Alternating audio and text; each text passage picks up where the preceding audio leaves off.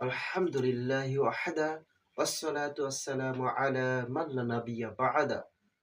আলহামদুলিল্লাহ, প্রশংসা আল্লাহ তাআলার জন্য, যে মহান রব্বুল আলামিন আমাদেরকে সৃষ্টি করেছেন।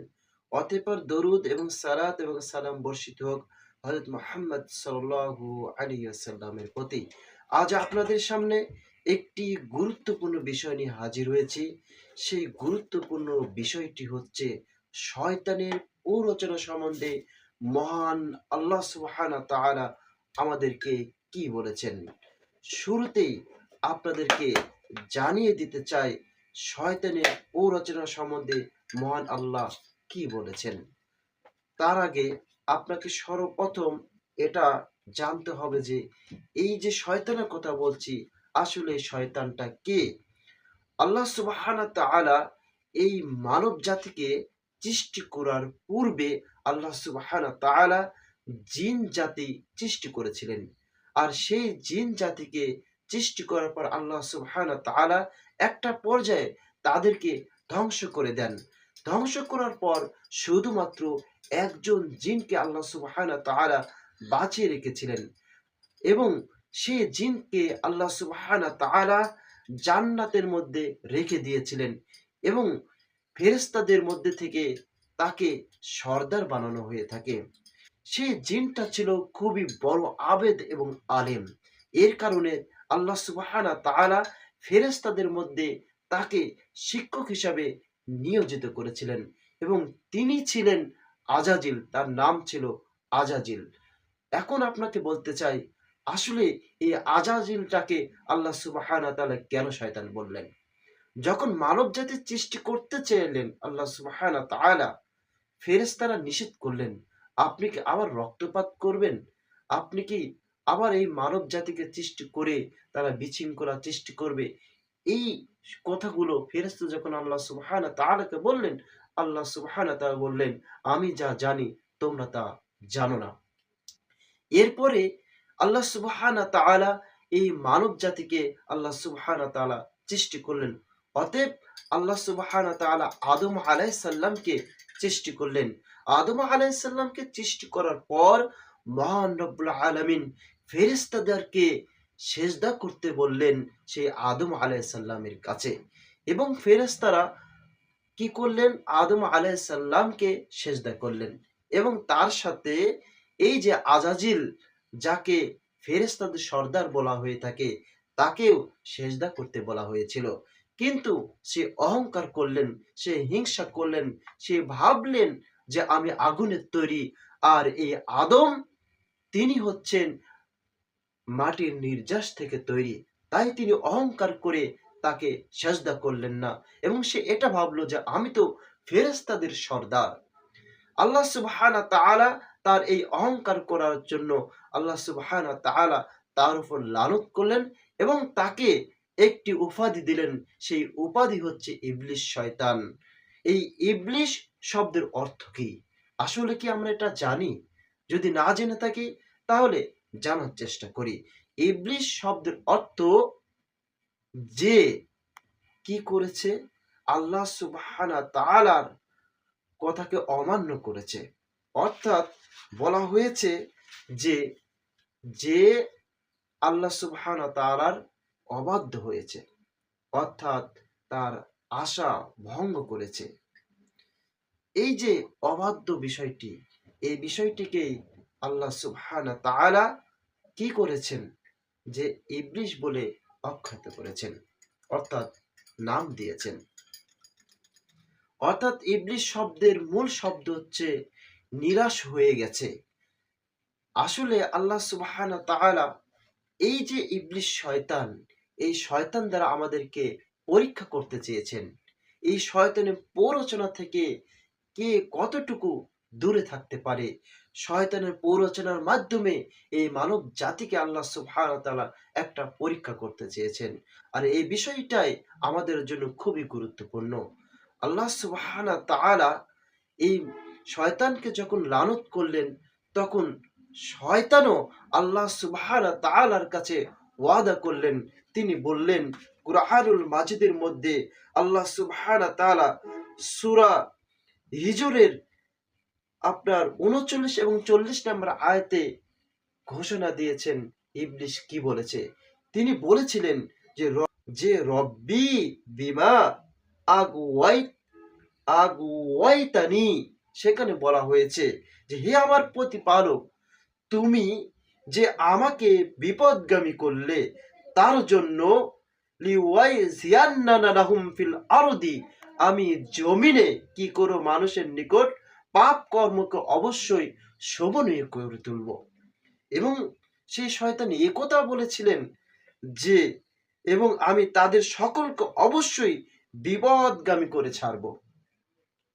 তবে শয়তান একথাটি বলেছিলেন ইল্লা ইবাদাকা মিনহুমুল মুখলিসিন, তবে তাদের মধ্যে তোমার একনিষ্ঠ বান্দাগণ ছাড়া।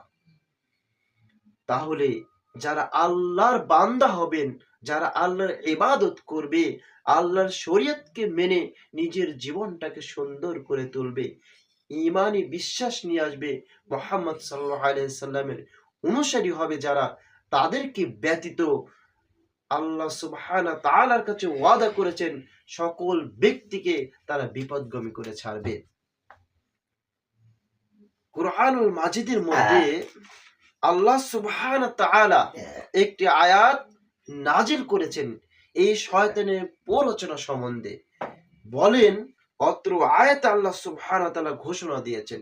সূরা আরাফের এই আয়াতে আল্লাহ সুবহানাহু ওয়া তাআলা বলেছেন, ২৭ নম্বর আয়াত, সূরাতুল আরাফের ২৭ নম্বর আয়াত এবং কুরআনুল কারীমের ৭ নম্বর সূরা। এখানে বলা হয়েছে, ইয়া বানি আদমা, হে আমাদের আদম সন্তানগণ, লা ইয়াফতিনান্নাকুমুশ শাইতানু, শয়তান যেন তোমাদেরকে কিছুতেই কি না করে, ফিতনায় জড়িত না করে। আল্লাহ সুবহানাহু ওয়া তাআলা ঘোষণা দিচ্ছেন এবং বলছেন, কামা আখরাজা আবওয়াইকুম মিনাল জান্নাতি, শয়তান যেন তোমাদের কিছুতেই ফিতনায় জড়িত না করে। এই কথাটি বলার পর বলছেন, যেভাবে সে তোমাদের পিতামাতাকে ফিতনায় জড়িত করে বেহেশত হতে বহিষ্কৃত করেছিল। অর্থাৎ আদম আলাইহিস সালাম এবং হাওয়া আলাইহিস সালামকে শয়তান প্ররোচনা করে, শয়তান বিভিন্ন ভাবে তাকে বিপদগামী করে এই পৃথিবীতে আল্লাহ সুবহানাহু ওয়া তাআলা তাদেরকে পাঠিয়েছিলেন, তাদেরকে বহিষ্কৃত করেছিলেন জান্নাত থেকে। এই কথাটি আপনাকে বলতে চাই যে তারা যে কোনো ভাবে আপনাকে বিপদগামী ফেলতে পারে। এবং আল্লাহ সুবহানাহু ওয়া তাআলা বলেছেন, মিনাল জান্নাতি ইয়ানজিউ আনহুমা লিবাসাহুমা রিয়াহুমা সাওআতিহিমা ইন্নাহু ইয়ারাকুম ওয়া ক্বাবিলুহু মিন হাইসু, এখানে বলা হয়েছে তাদের লজ্জাস্থান তাদেরকে কি করেছিল, দেখাবার জন্য বিবস্ত্র করে ফেলেছিল। এই লজ্জাস্থানের বিষয়টি খুবই গুরুত্বপূর্ণ, এই বিষয়টি আমাদের মাথায় রাখতে হবে।